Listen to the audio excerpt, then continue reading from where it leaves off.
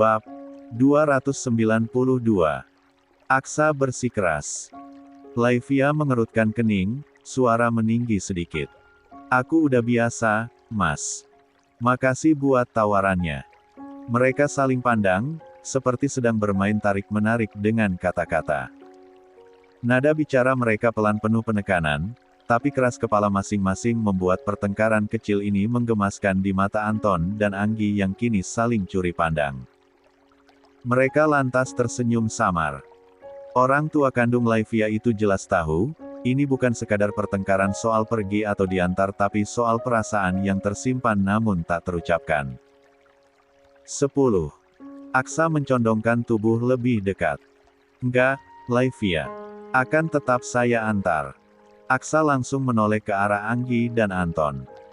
Mas, Mbak, saya izin antar Laivia dulu. Anton menarik dua sudut bibirnya. Sedangkan Anggi tersenyum melihat putrinya yang bersungut menatapnya. Sebaiknya memang harus kamu antar, Aksa. Saya sampai nggak sadar hujannya lebat. Papa. Laivia langsung melebarkan matanya menatap sang ayah. Ia seperti terjebak. Bahaya, Liva. Hujannya seperti disiram dari ember. Nggak aman buat kamu. Laivia menundukkan kepala, menahan napas. Lalu kembali mengangkat pandangannya. Enggak, Pak. Laivi mau sendiri aja. Laivi harus kesana kemari ngurus semuanya buat ngerjain tugas. Lalu matanya berpindah pada Aksa. Aku bisa sendiri. Aku bisa urus diriku sendiri. Jadi, makasih buat niat baiknya. Saya cuma mau pastikan kamu aman. Aku tahu dan makasih. Tapi sekali lagi aku bisa sendiri. Laivia menarik napas panjang, menatap keluar jendela. Hujan deras menimpa taman rumah. Tas pun ia sandang, lalu bergerak menyalimi Anton dan Anggi. Pergi dulu, Ma, Pa. Assalamualaikum. Waalaikumsalam. Laivia buru-buru pergi dari sana. Menyambar kunci mobil yang diletakkan di tempat khusus gantungan kunci. Dengan napas yang memburu seolah sedang diintai oleh penjahat, gadis itu segera melangkah menuju garasi. Mobil. Untung saja, Aksa tidak mencoba mendebatnya lagi. Sementara ia bisa bernapas lega saat remote mobil ditekan untuk membuka kunci. Tapi rasa aman itu hanya berlangsung sementara saat kunci mobilnya berpindah tangan. Ia tersentak, di sampingnya Aksa sudah berdiri menjulang menggenggam kunci yang sudah diambil darinya. Mas. Aksa hanya menarik satu sudut bibirnya ke atas. Tersenyum miring. Kamu saya antar, atau nggak usah pergi sama sekali, Laivia. Kedua tangan Laivia mengepal erat di samping tubuhnya. Dengan perasaan geram, ia berusaha meraih kunci itu kembali namun Aksa langsung menjauhkannya. Kembaliin, Mas. Nggak akan. Mas. Balikin nggak? Atau aku? Atau apa? Aksa maju selangkah, mendesak Laivia sampai tubuh gadis itu terdesak ke badan mobil. Kedua tangan kokoh lelaki itu lantas mengurung Laivia hingga mereka berdiri hampir tanpa jarak. 11.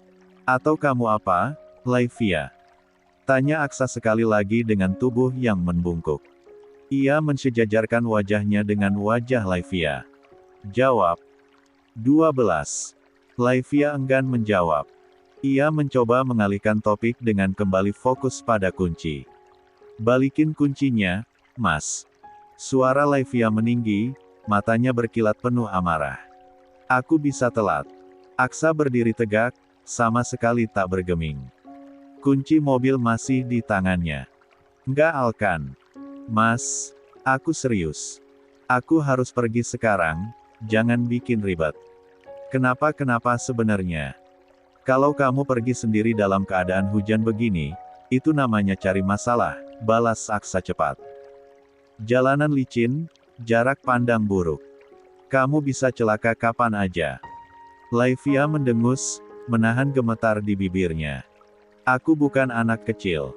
Aku bisa jaga diri. Aksa menggeleng pelan, tatapannya menusuk. Kamu pintar, iya. Tapi hujan deras ini bukan soal pintar atau enggak. Ini soal nyawa. Mas, jangan berlebihan. Berlebihan. Aksa menatap lurus-lurus mata Laivia. Bicaranya tetap tenang. Kamu bisa bilang berlebihan kalau sudah pernah lihat mobil terguling di jalan tol gara-gara aquaplaning. Kamu pernah lihat? Saya pernah. Laivia terdiam sepersekian detik, tapi langsung mengeraskan suara. Tetap aja, itu urusan aku. Bukan urusan Mas. Aksa mengerutkan alis, senyum miring muncul di sudut bibirnya. Urusan saya kalau nyawa kamu taruhannya. Mas, kenapa sih? Kenapa sampai segitunya ngatur aku? Karena saya nggak akan diam kalau kamu nekat bikin diri kamu dalam bahaya. Laivia mengepalkan tangan. Aku bisa hati-hati. Aku sudah biasa nyetir sendiri, Mas. Hari ini bukan soal biasa atau enggak. Ini hujan deras. Jalanan licin. Banyak truk besar. Kalau remmu blong atau kamu kepleset sedikit aja, Aksa berhenti sejenak, sorot matanya kian keras. Kamu pikir siapa yang tanggung jawab? Ya aku sendiri, Mas. Laivia membalas cepat, napasnya terengah. Nggak ada hubungannya sama kamu. Aksa langsung menggeleng keras. Salah. Saya yang tanggung jawab. Kenapa? Aksa tidak langsung menjawab. Udara hening sesaat, hanya suara deras hujan di atap garasi. Tidak mungkin ia mengakuinya sekarang. Sekali lagi ia tidak bisa ingkar. Tidak lama, suaranya terdengar lagi, rendah tapi penuh penekanan. Pokoknya saya. Nggak perlu kamu tanya kenapa. Laivia menelan ludah, hatinya berkecamuk. Mas. Saya yang nyetir. Aksa memotong tajam, nadanya final. Kalau kamu maksa sendiri, kuncinya tetap saya pegang. Jadi pilih, saya antar, atau nggak pergi sana sekali. Laivia merasakan dadanya sesak. Ia ingin membantah, ingin menjerit. Tapi sorot mata Aksa begitu teguh, membuat kata-katanya menggantung di tenggorokan. Kedua tangan Laivia mengepal, ia berusaha mengatur napas. Kamu selalu seenaknya. Selalu harus diturutin. Kalau soal keselamatanmu, iya. Saya memang nggak akan kompromi. Akhirnya Laivia kalah. Ia membiarkan dirinya duduk tidak nyaman di samping kemudi. 13. Laivia menatap jalanan yang dipenuhi air hujan. Kedua tangannya bertaut di pangkuan, berusaha mengabaikan keberadaan lelaki di balik kemudi. Mobil melaju menembus hujan deras. Suara wiper berulang-ulang menggesek kaca, menjadi satu-satunya bunyi yang terdengar selain deru mesin. Di dalam kabin yang sempit itu, udara begitu padat oleh ketegangan. Laivia menatap lurus keluar jendela, matanya mengikuti jejak air yang terus mengalir deras. Kedua tangannya saling menggenggam di pangkuan, seolah menahan diri agar tidak meledak. Di sisi lain, Aksa duduk tegak di balik kemudi. Rahangnya mengeras, urat di pelipisnya tampak menegang. Sesekali ia menarik napas panjang, lalu mengembuskannya perlahan tapi tetap tak berkata sepatah kata pun. Keduanya sama-sama diam. Sama-sama menahan diri. Sama-sama tahu, begitu satu dari mereka buka suara, pertengkaran pasti akan meledak. Tapi justru hening itu yang membuat segalanya semakin mencekik. Mobil terus melaju, jalanan berair, lampu-lampu kendaraan lain memantul di kaca. Sampai akhirnya, Laivia tidak tahan lagi. Turunin aku di pertigaan depan, katanya dingin. Aksa tidak menoleh sedikit pun. Enggak. Laivia mendesis, gigi terkatup rapat. Mas, aku serius. Turunin aku di sana. Saya antar kamu sampai depan rumah sakit. Aksa. Suara Laivia meninggi. Aku bisa sendiri. Dari dulu juga aku bisa sendiri. Aku nggak butuh kamu. Antar. Diam. Satu kata itu, tegas, berat, menghantam ruang sempit mobil. Laivia spontan terbelalak, menoleh. Apa? Aksa menoleh sekilas, mata hitamnya tajam menusuk. Kamu nggak ngerti seberapa bahaya jalanan seperti ini. Kabin mobil terasa makin sempit. Udara dingin dari AC tak sanggup meredakan panas di dada Laivia. Kamu benar-benar nggak waras, Mas, Laivia mendesis, menoleh dengan tatapan marah. Sampai kapan kamu mau maksa aku kayak gini? Aksa tak langsung jawab. Tangannya menggenggam setir kian kuat. Sampai kamu berhenti ngeremehin bahaya. Aku nggak ngeremehin. Laivia balas cepat, suaranya bergetar. Aku cuma pengen sendiri. Sendiri. Aksa menoleh sekilas, sorot matanya tajam. Sendiri itu gampang. Tapi kalau kamu kecelakaan, kalau terjadi apa-apa sama kamu, itu urusanku. Laivia hampir berteriak. Nggak ada hubungannya sama kamu. Aksa menggeleng pelan, tapi tegas. Jelas itu urusanku. Kamu berada dalam pengawasanku, Laivia. Laivia tercekat. Kata-kata itu menghantam lebih keras daripada nada Aksa yang dingin. La membuang muka ke jendela, rahangnya mengeras. Aku makin gak ngerti sama kamu. Aksa mencondongkan tubuh sedikit, suaranya rendah tapi menekan. Kamu gak perlu ngerti, Laivia. Kamu cukup nurut. Laivia spontan menoleh, matanya melebar. Kamu pikir aku apa? Boneka yang bisa kamu atur sesuka hati. 14. Kalau itu yang bikin kamu selamat, iya. Mas. Laivia menepuk pahanya, frustasi. Aku muak sama cara kamu. Silakan benci saya. Aksa menatap lurus ke jalan, suaranya tetap stabil. Tapi kamu tetap saya lindungi. Mau kamu teriak, mau kamu ngancam, mau kamu nangis, saya nggak peduli. Hening menelan kabin. Laivia menggigit bibirnya keras-keras, jemarinya bergetar di pangkuan. Kata-kata itu seperti dinding beton yang tidak bisa ia tembus. Mobil terus melaju menembus derasnya hujan. Laivia menghela napas keras, menoleh ke jendela. Kenapa kamu selalu maksa? Saya nggak maksa. Saya melindungi. Melindungi. Dari apa? Dari diriku sendiri. Aku bukan anak kecil. Aksa menarik napas panjang, rahangnya mengeras. Justru karena kamu keras kepala kayak gini, kamu butuh dijaga. Mas. Laivia menoleh cepat, tatapannya marah. Aku punya hak buat nentuin apa yang aku mau. Dan saya punya kewajiban untuk memastikan kamu sampai dengan selamat. Suaranya merendah, tapi tegas tak terbantahkan. Laivia menelan ludah, hatinya berdegup tak karuan. Ia ingin berteriak, ingin memukul dashboard, ingin melakukan apapun agar lelaki itu berhenti bicara dengan nada seperti itu. Tapi lidahnya keluh. Mobil terus melaju, wiper bekerja keras menyapu kaca depan yang dibanjiri air. Beberapa menit berlalu tanpa kata. Hanya suara hujan deras, deru mesin, dan napas Laivia yang tidak teratur.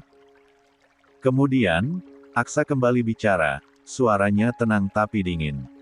Kalau kamu benci saya, silakan. Kalau kamu nggak mau lihat muka saya, juga silakan. Tapi jangan pernah minta saya biarin kamu pergi sendirian di kondisi seperti ini. Itu hal yang mustahil. Laivia menunduk. Jemarinya meremas rok yang ia kenakan. Kata-kata itu menusuk terlalu dalam, meski tanpa ada sepatah pun tentang perasaan. Kamu benar-benar laki-laki aneh. Kamu makin aneh akhir-akhir ini. Akan semakin aneh jika kamu terus menentang saya, Laivia. Rasanya lelah berdebat dengan lelaki ini, tapi ia merasa semua ini salah. Dengan kemarahan yang kembali ia dorong sebab mengingat Intan, ia menoleh tajam, suaranya meledak. Harusnya kamu pikirin perasaan Intan, bukan sibuk urusin aku. Kenapa kamu selalu bersikap seolah-olah keadaan masih seperti dulu? Aksa tetap tenang, meski rahangnya mengeras. Karena memang gak ada yang berubah, Laivia. Kamu makin gak masuk akal. Laivia menjerit. Aku gak ngerti jalan pikiranmu. Dan kamu nggak perlu ngerti, balas Aksa datar. Yang penting kamu selamat. Laivia semakin tidak mengerti. Ingin rasanya ia melompat keluar dari mobil daripada berdebat dengan lelaki ini, tapi jelas tidak mungkin. Ia masih ingin hidup. Kamu laki-laki paling kurang ajar yang pernah aku kenal. Ya, tidak apa-apa. Katakan apapun yang kamu mau, Laivia. Aku akan bicara dengan Intan setelah ini. Silahkan. Mas. Silahkan kamu bicara dengan Intan. Saya tidak akan menghalangi. Selesai kamu koas, saya sendiri yang akan. 15. Antar kamu ke rumahnya. 16. Mobil berhenti di depan IGD.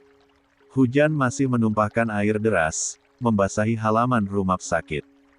Tanpa menunggu, Aksa langsung keluar, membuka payung, lalu bergegas ke sisi penumpang. Ia menarik gagang pintu. Kebetulan sekali, area IGD ramai dengan beberapa mobil yang sedang mengantri.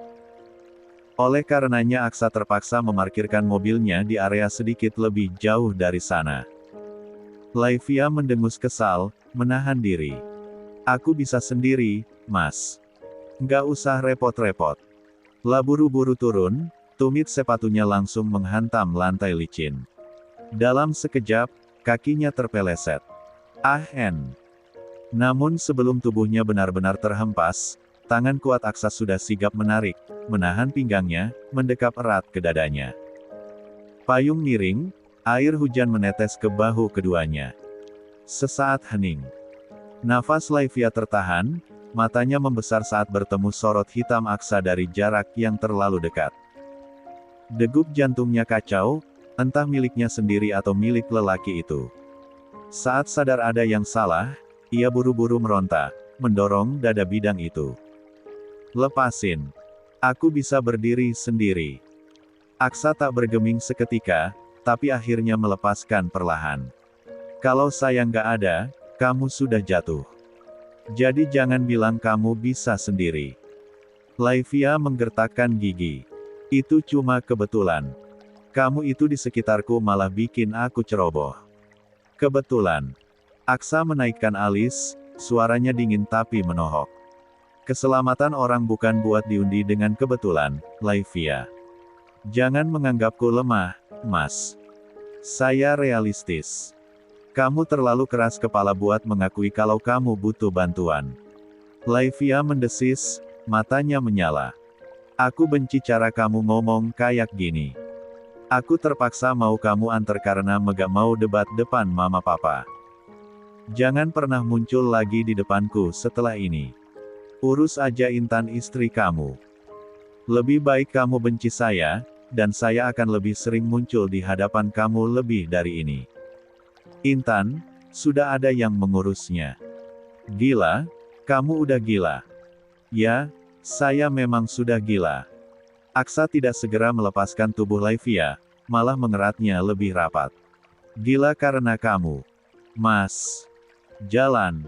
Enggak. Jalan atau kita akan tetap di sini sampai pagi. Laivia benar-benar geram. Tapi tidak berdaya berdebat dengan Aksa. Akhirnya ia melangkah bersama lelaki itu dengan payung yang melindungi mereka. Cukup sampai di sini. Kamu nggak berencana bukain pintu IGD buat aku juga, kan? Rencana. 17. Nggak perlu. Jangan berlebihan, Mas. Saya tidak menganggap itu berlebihan, Laivia. Kamu cukup nurut dan patuh seperti dulu. Kalimat itu menghantam telinga Laivia, membuat dadanya makin sesak. Ia ingin membalas, tapi residen yang berdiri di pintu IGD sudah melambai, memanggil cepat. Dengan langkah tergesa, ia menghampiri Laivia. Di tangannya ada selembar handuk putih. Laivia. Kamu basah, ujarnya cepat, lalu mengulurkan handuk. Pakai ini dulu, nanti kamu masuk angin. Laivia langsung menoleh ke Aksa, memisahkan dirinya langsung, lalu buru-buru menerima uluran itu. Makasih, Kak Ihsan. Suaranya sedikit tertahan, wajahnya menunduk sambil menepuk-nepuk wajah dengan handuk. Baik banget, sih. Iya, dong. Aku khawatir sama kamu dari tadi. Hujannya deras banget. Takut kamu kenapa-napa kalau nyetir sendiri. Cek. Jangan segitunya, Kak. Kakak lupa aku itu strong. Badai juga bisa aku lewatin buat dinas. Iya, percaya. Dua orang itu saling mengobrol dan melemparkan candaan. Tertawa semeringah satu sama lain. Aksa yang bagai hantu tak kasat mata, masih berdiri di sana dengan payung yang masih terbuka. Tatapannya terarah tajam, bukan pada residen itu, tapi pada cara Laivia menerima uluran tangan orang lain. Rahangnya mengeras, jemarinya mencengkeram gagang payung lebih kuat dari seharusnya. Residen itu berbinar berbicara dengan Laivia, seolah tak sadar ada pria lain yang memperhatikan. Kamu bawa baju ganti, kan? Ada, Kak. Ada kok di ruang ganti. Nanti aku ganti. Sip. Syukurlah kalau begitu. Laivia mengembangkan senyum manisnya. Makasih, ya Kak. Ia menyerahkan kembali handuk itu, lalu bergegas. Sama-sama. Ayo, IGD lagi penuh banget. Oke. Saat melangkah, ia bisa merasakan mata Aksa menempel di punggungnya. Bukan tatapan biasa, ada sesuatu yang menekan, menahan, seakan-akan pria itu sedang menahan sesuatu di balik dinginnya wajah. Benar saja, suara lelaki itu tidak lama kemudian terdengar. Laivia. Langkah Laivia terhenti. Ia menoleh setengah, hanya separuh wajahnya yang terlihat dari balik helai rambut yang basah.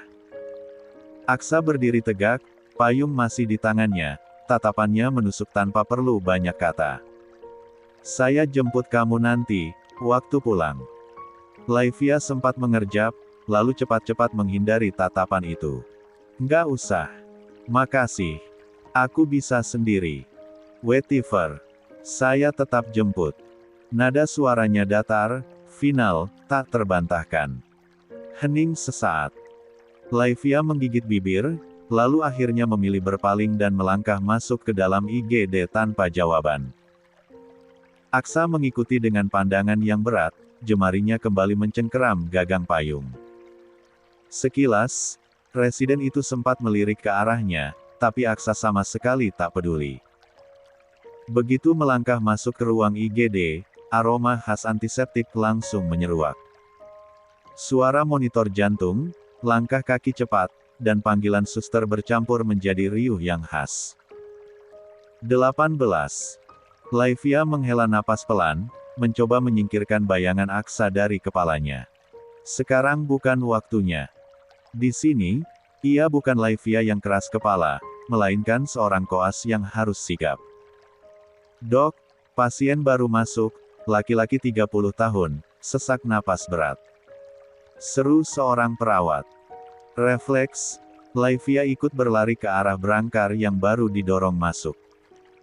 Napas pasien terengah, wajah pucat, keringat dingin membanjiri pelipis. Ia bahkan tidak sempat mengganti pakaiannya yang sedikit basah. Laivia, kamu pasang oksigen. Perintah residen yang tadi menawarinya handuk. Baik, dok, jawab Laivia cepat, tanpa ragu. Panggilannya langsung berubah. Tangannya cekatan memasang masker oksigen, memastikan selang terhubung dengan baik. Ketika saturasi ditampilkan di monitor, Laivia buru-buru menyebut angka. SPO, 84%. Naikkan flow oksigen. Residen kembali menginstruksikan. Semua bergerak cepat. Adrenalin di tubuh Laivia pun terpacu. Tadi ia masih sibuk berdebat dengan Aksa, tapi kini, seluruh fokusnya hanya pada pasien di depannya. Dan, di balik kaca ruang IGD, Aksa masih berdiri. Payung terlipat di tangannya. Tatapannya menempel pada sosok Laivia yang bergegas ke sana kemari, wajahnya serius, gerakannya sigap. Ada rasa lega, ada pula sesuatu yang menusuk di dada saat melihat residen lain begitu dekat dengannya. Malam hari. Cahaya lampu di kafe rumah sakit redup hangat, kontras dengan riuh IGD yang baru saja ia tinggalkan. Aroma kopi bercampur dengan bau antiseptik yang samar terbawa dari lorong.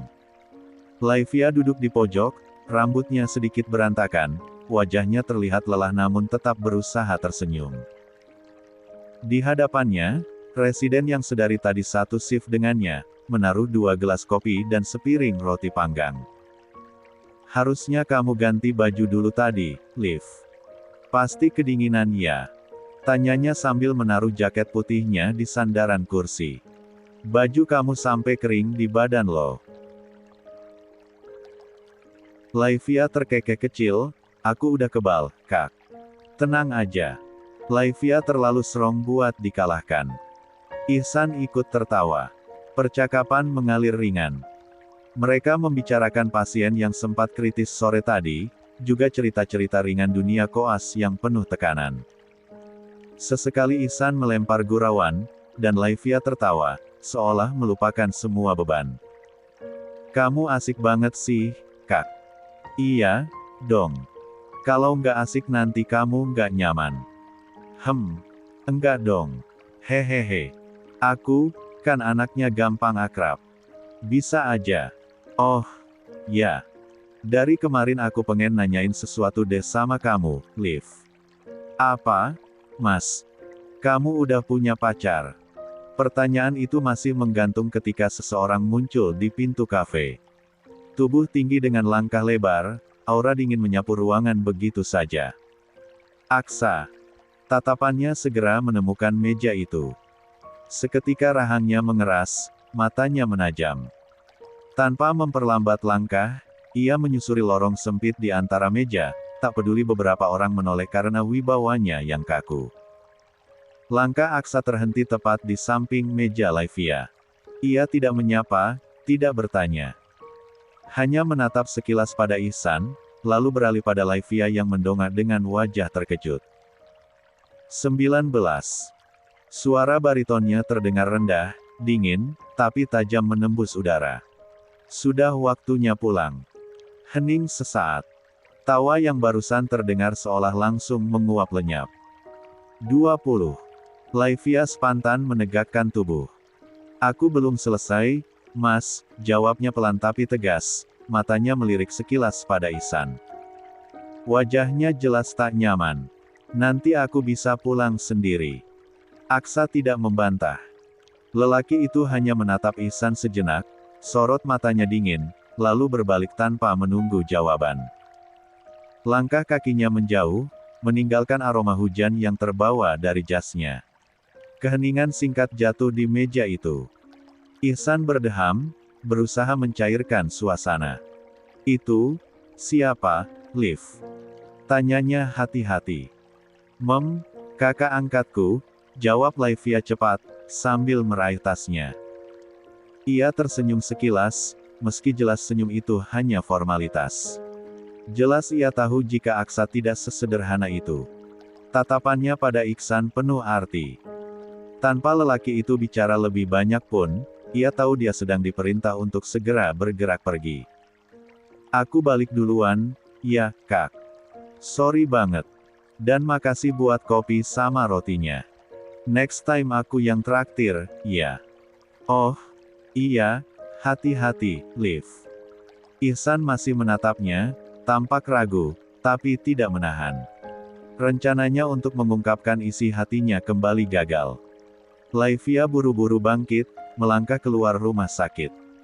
Begitu pintu terbuka, hawa dingin bercampur aroma tanah basah langsung menerpa wajahnya. Hujan kembali deras seperti tadi pagi, genangan air memantulkan cahaya lampu rumah sakit. Ia mempercepat langkah, menuruni tangga kecil menuju parkiran. Dan di sanalah ia melihatnya, Aksa. Lelaki itu berdiri tegap di samping mobil, payung hitam terbuka di tangan kanannya. Lampu neon yang redup membuat bayangannya jatuh panjang ke lantai basah. Tatapan matanya dingin. Diam. Mengintai Laivia yang semakin mendekat. Mas pikir bisa seenaknya ngatur aku kayak gini. Laivia membuka suara, langsung menyerang, suaranya meninggi menembus riuh hujan. Aku bukan bawahan kamu, Mas. Aksa sama sekali tidak bergerak. Matanya tetap menusuk, suaranya tenang tapi keras. Saya juga nggak pernah nganggep kamu bawahan. Tapi kalau kamu tadi nekat di sana, saya tetap tarik kamu pergi. Laivia mendengus, napasnya memburu. Ia melangkah mendekat, menatap lurus dengan mata yang berkilat penuh amarah. Aku bisa pulang sendiri. Dari dulu juga aku bisa sendiri. Kamu nggak usah ikut campur.